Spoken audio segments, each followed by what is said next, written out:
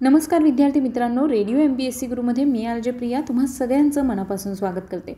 मित्रांनो, आपण व्यक्तिविशेष या सत्रात काही प्रसिद्ध व्यक्तींची माहिती जाणून घेत असतो.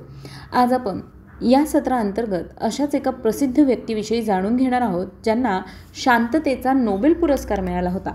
त्या व्यक्तीचं नाव आहे थिओडर रूझवेल्ट. विद्यार्थी मित्रांनो, अमेरिकेच्या संयुक्त संस्थानाचा 26वा राष्ट्राध्यक्ष आणि शांततेच्या नोबेल पारितोषिकाचे मानकरी म्हणून ज्यांना ओळखलं जातं असे थिओडर रूझवेल्ट. त्यांचा जन्म न्यूयॉर्क शहरात 27 ऑक्टोबर 1858 रोजी एका सधन कुटुंबात झाला. लहानपणी दमा आणि अशक्तपणा यामुळे त्रस्त असलेल्या थिओडर यांना घरीच धडे दिले गेले आणि खाजगीरित्या त्यांचं शालेय शिक्षण पार पडलं. 18व्या वर्षी ते हॉवर्ड विद्यापीठात दाखल झाले आणि त्यांनी 1880 साली पदवी घेतली. चरितार्थासाठी काही करण्याची काळजी त्यांच्या मागे नव्हती, तरीही त्यांनी 1881 कायद्याची पदवी घेतली. शिक्षणाबरोबरच वडिलांनी त्यांच्या व्यायाम व खेळाची काळजी घेतली. चेस्टनट हिल्स येथील एलिस ली या मुलीशी त्यांनी 1879 साली विवाह केला. 1881 न्यूयॉर्क राज्य प्रतिनिधी सभेवर ते प्रथम निवडून आले. त्यांची आई आणि पत्नी मृत्यू पावल्यानंतर काही काळ ते विजनवासी झाले होते.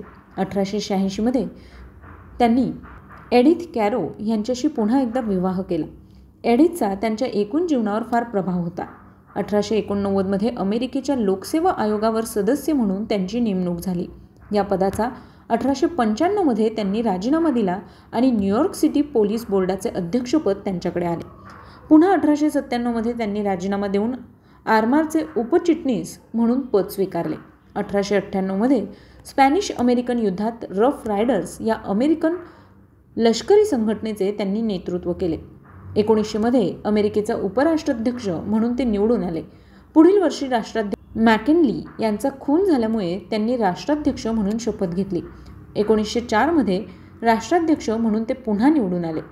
राष्ट्राध्यक्षीय कारकिर्दीत त्यांनी अनेक उपयुक्त कायदे करून अमेरिकेची जागतिक प्रतिष्ठा वाढवली आणि अंतर्गत राजकारणात काही मौलिक सुधारणा करून प्रशासन कार्यक्षम केले. याशिवाय त्यांनी मध्यस्थी करून रशिया जपानमधील तेढ कमी केली आणि दोघांतील युद्ध थांबवण्याच्या कामी 1905 साली पुढाकार घेतला. यासाठी आवश्यक ते करार घडवून आणले आणि शांतता प्रस्थापित केली. त्याबद्दल शांततेचे नोबेल पारितोषिक त्यांना 1906 साली देण्यात आले. आफ्रिका आणि युरोपचा त्यांनी प्रवास केला. 1912 राष्ट्राध्यक्षपदाच्या निवडणुकीला ते उभे राहिले, परंतु यावेळी मात्र ते पराभूत झाले.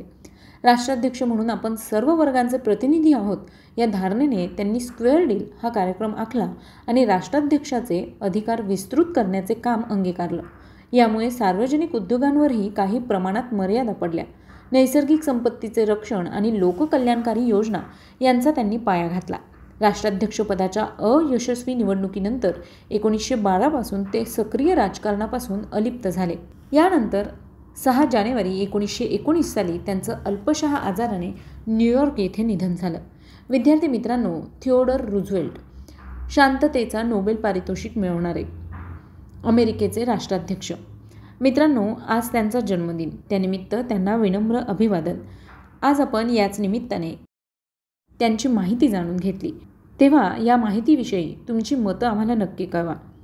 यासाठीचा आमचा व्हॉट्सअप क्रमांक आहे 8698 म्हणजेच 8698869880. चला तर मग विद्यार्थी मित्रांनो, मी आर जे प्रिया तुम्हा सगळ्यांची रजा घेते. पुन्हा भेटूया उद्याच्या व्यक्तिविशेष या सत्रात आणखी एका विशेष आणि महत्त्वाच्या व्यक्तीची माहिती घेऊन.